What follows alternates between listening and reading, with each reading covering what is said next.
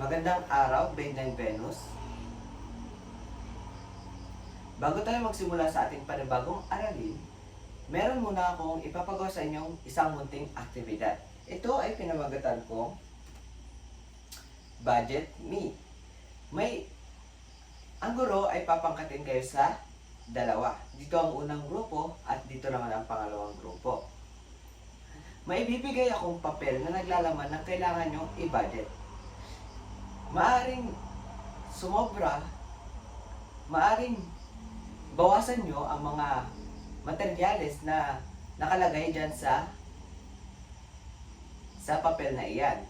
Ngunit, huwag ito susobra sa budget na itinala ko. Naintindihan po ba? Kung gayon, simulan na natin. Magaling class! Sa ating aktibidad na ginawa, meron na ba kayong ideya kung ano nga ba ang ating paksang tatalakayin ngayong araw? Maari, tama.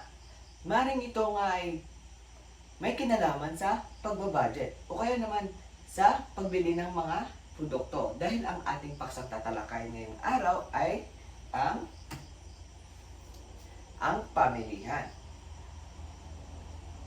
Pag sinabing pamilihan, ano nga ba ito? Tama. Pag sinabing pamilihan, dito nagaganap ang pagbili at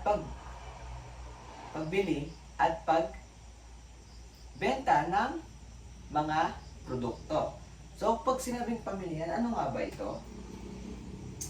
Ang pamilihan raw ay tumutukoy hindi lamang sa lugar kung saan nagkakaroon ng transaksyon sa pagbili at pagbenta. Ito ay isang mekanismo o sistema kung saan ang mga mamimili at manininda ay nagkakasundo kung anong presyo at gaano karami ang mga produkto o serbisyong bibilhin ng mamimili at ibebenta naman ng mga manininda. So, hindi lamang daw ito dito nagaganap yung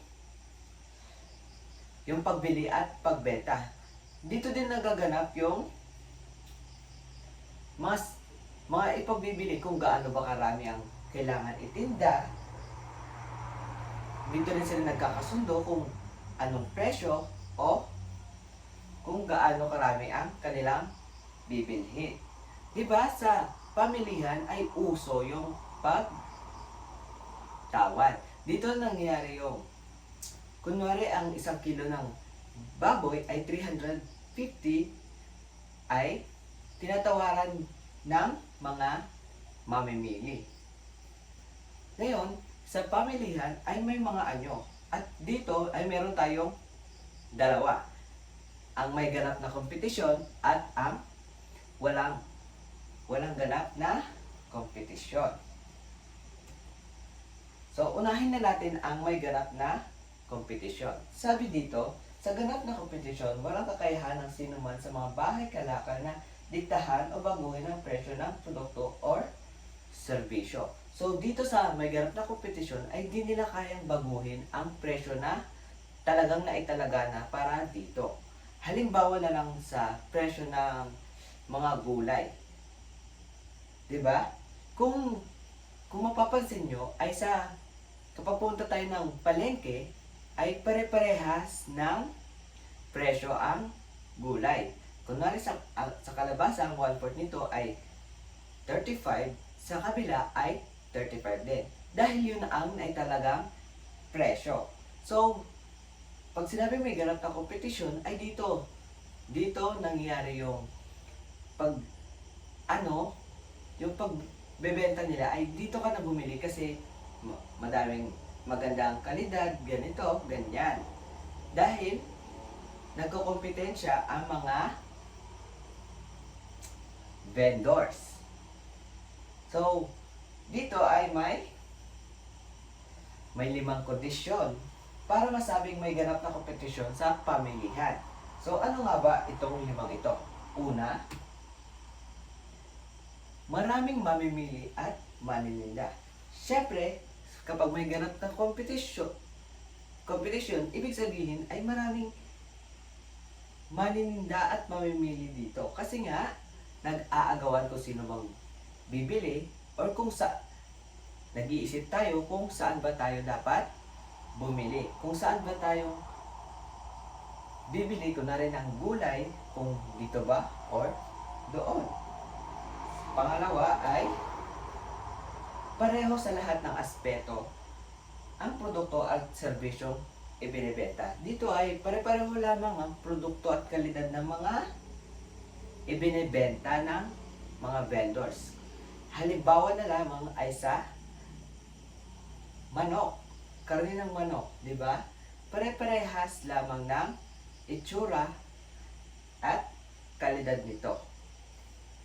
Pangatlo naman tayo, kompleto ang impormasyon sa pamilihan. Dito naman alam ng maninda at mamimili ang presyo ng mga produkto o ang kalidad nito. Pang-apat naman tayo, walang hadlang sa kalakalan. Dito naman ay walang hadlang kung gaano ba karami ang kailangan ang iangkat sa kanila or kung gusto ba nilang magnegosyo. Walang hahadlang dito. At ang panglima, malayang nakakapasok ang mga bagong bahay kalakal sa pamilihan. Diba? Sa may ganap na kompetisyon ay wala ring hadlang. Malayang nakakapasok, nakakapag-angkat ng mga produkto ang mga vendors. So, naintindihan po ba ang lima? Magaling class. Ngayon naman, dumako naman tayo sa isa pang anyo. Ano nga ulit yun? Yung pangalawang anyo?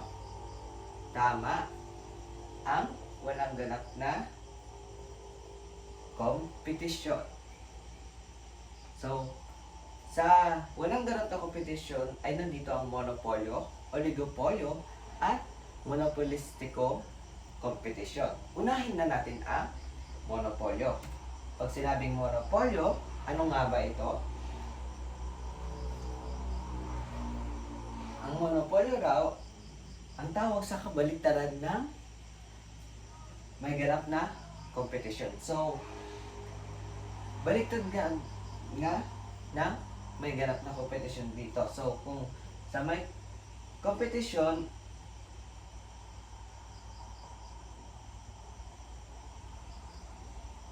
kung sa may kompetisyon ay maraming mamimili, dito ay maraming mamimili at manininda, dito naman ay kukonti. So, pag sinabing monopolyo, sinasalungat ng mga kondisyon ng monopolyo ang kondisyon ng ganap na kompetisyon. Sa isang pamilihang may monopolyo, iisa lamang ang bahay kalakal at walang malapit na alternatibo o pamalit sa produkto sa pamilya. Ito ang dahilan kung bakit kayang idikta ng monopolyo ang presyo ng kanyang produkto. Diba sa may ganap na kompetisyon, ay nasabi ko kanina na hindi kayang baguhin ang presyo ng produkto. Pero dito sa monopolyo ay kayang palitan ng presyo or kayang itaas or ibaba ng may-ari ang kanyang produkto. Halimbawa na lamang, sabi nga dito ay iisa lang pa. Sa monopolyo pala ay iisa lang ang nagbebenta ng serbisyong ito. So, halimbawa na dito ay ang kuryente at tubig. Sa mga talam, di ba? Ano nga ba ang ating kuryente at tubig dito, di ba? Yung Senpelco at saka Nawasa, di ba? At wala tayong alternatibo na pwedeng pagkukunan ng kuryente o tubig, kundi doon lamang. So, dumako na tayo sa oligopolyo. Sabi dito ay meron palang tatlong barriers sa monopolyo. Sabi dito ay structural, strategic, at legal barriers. So, sa madaling salita ay parang mahirap bumuo or magnegosyo ng ganito. Kaya, iisa lamang ang nagmamay ang kayang magpundar nito.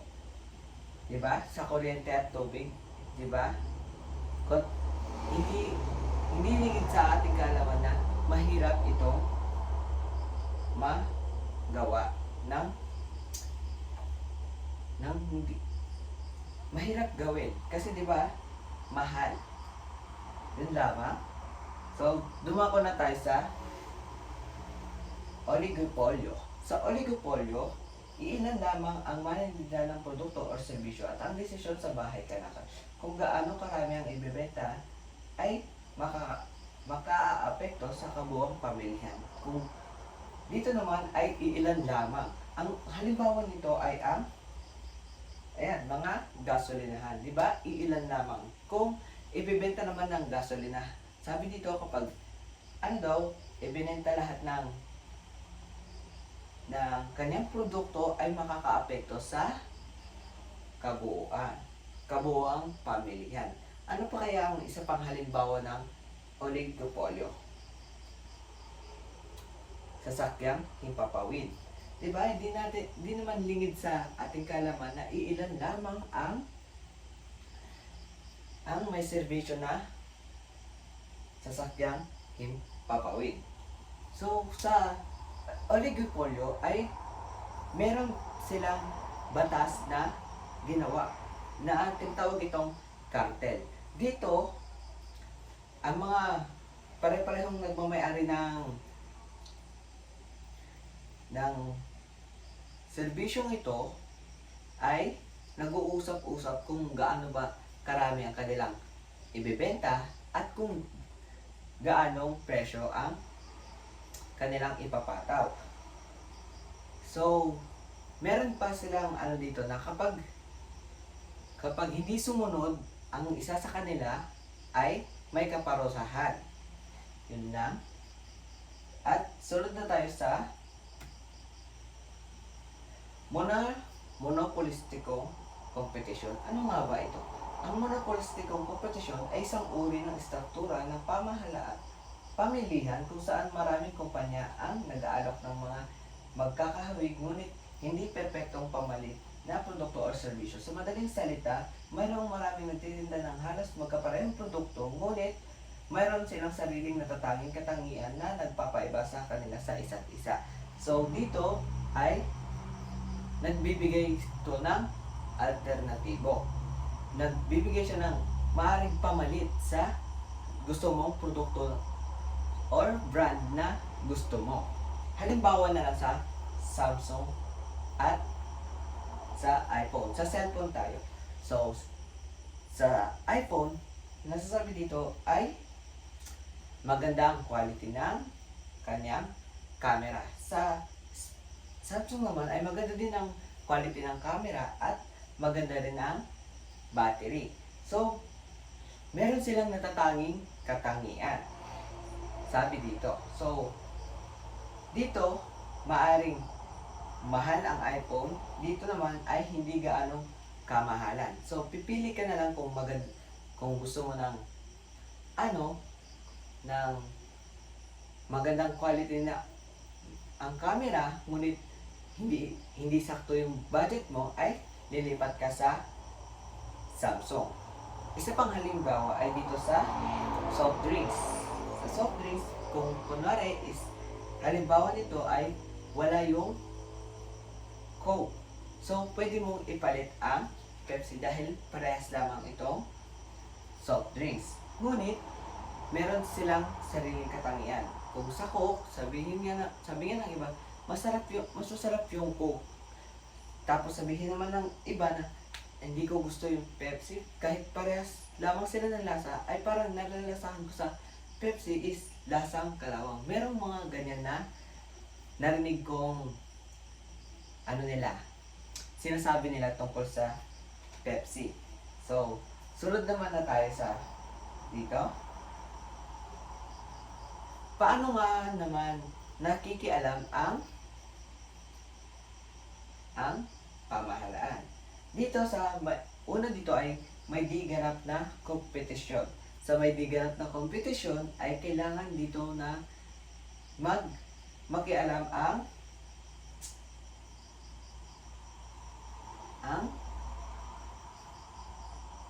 pamahalaan. At ang pangalawa ay may mga externality. So, di ba sa may di ganap na kompetisyon ay yung mga monopolyo, oligopolyo, monopolistikong competition,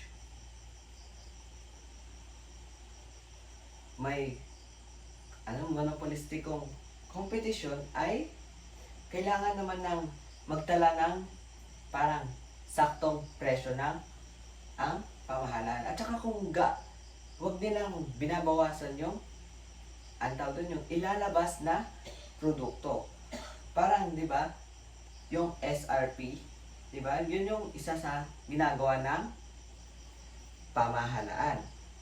So, sunod dito ay may mga externality. Pag sinabing externality ay meron yung hindi pareha. Sabi dito ay hindi pareho ang natatanggap na benepisyo ng pansarili at saka panlipunan. Meron itong dalawa, ang positive externality. Sa positive externality ay yung hindi parehas sa nakukuhang benepisyo. Kunwari, halimbawa dito is sa pansarili ay halimbawa dito is sa bakuna. Sa bakuna ay, di ba, kapag nagpatusok ka ng bakuna ay hindi ka na dadapuan ng sakit, at the same time ay hindi ka rin makakahawa. Na parang mas masasabi dito na merong mas malaki ang epekto o positive impact sa lipunan kaysa sa sarili. So, dito na magkialam ang pamahalaan. Magbibigay, bababaan nila yung presyo ng bakuna, di ba? Kapag nagpabakuna, minsan mas mahal. So, babawasan nila ng presyo ng bakuna. So, hindi ka na, parang magiging pantay na yung benepisyo sa iyo nito. Kasi, di ba, nagpabakuna ka na, tapos hindi ka naman masyadong nakagastos, at the same time, hindi ka na, madadapuan ng sakit, at hindi ka na rin makakawa. Dito naman sa negative externality. Dito naman yung mas nakaka-benepisyo yung sarili kaysa sa lipunan. O kaya sabi nga negative, ibig sabihin may di magandang epekto sa lipunan. Halimbawa na lang dito sa pabrikang may nilalabas na usok, di ba? Sa pabrikang may nilalabas na usok is nakaka-apekto siya sa ating lipunan. Pero sa taong nagmamay-ari nito is mas lalo siyang yumayaman. So, ang gagawin ng pamahalaan ay magbibigay, parang pwede siya magbigay ng ang tawag doon yung bawasan. Dapat bawasan nila yung paggawa, pag-produce ganon, para hindi din makaapekto sa lipunan, para hindi naman mas sobra yung paglabas ng usok. So, naintindihan po ba? Magaling. Kung naintindihan nyo talaga, ay magbibigay lamang ako ng isang maikling aktibidad ulit. Babasahin ko yung panuto at ito yung inyong sasagutan.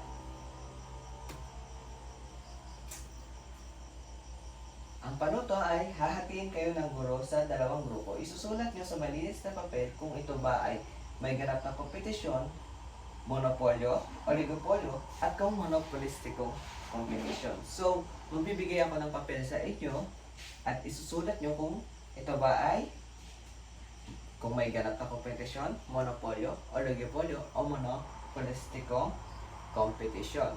Bibigyan ko lamang kayo ng ng 5 minuto para sagutan ito. Naintindihan po ba? Pwede nyo nang simulan. Magagaling class. Tunay ngang naunawaan nyo ang ating aralin. Pero para masigurado ko kung talaga bang naunawaan nyo, ay naghanda ako ng isang maikling pagsusulit para sa inyo class. Handa na ba kayo?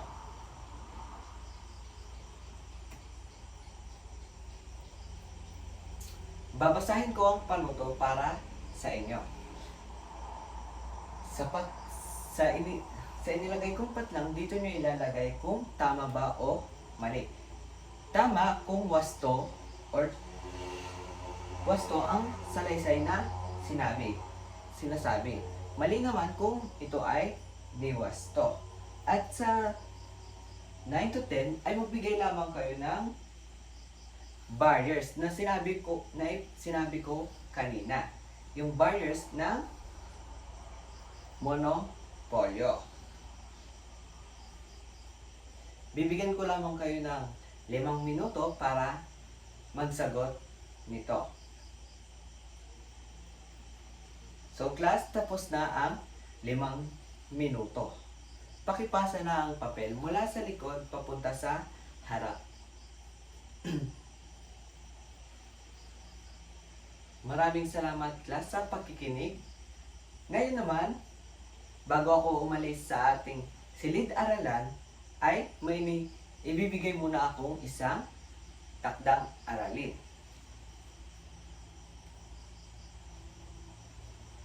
So, class, ang takdang aralin na ibinigay ko ay maghanap ng balita sa dyaryo o internet.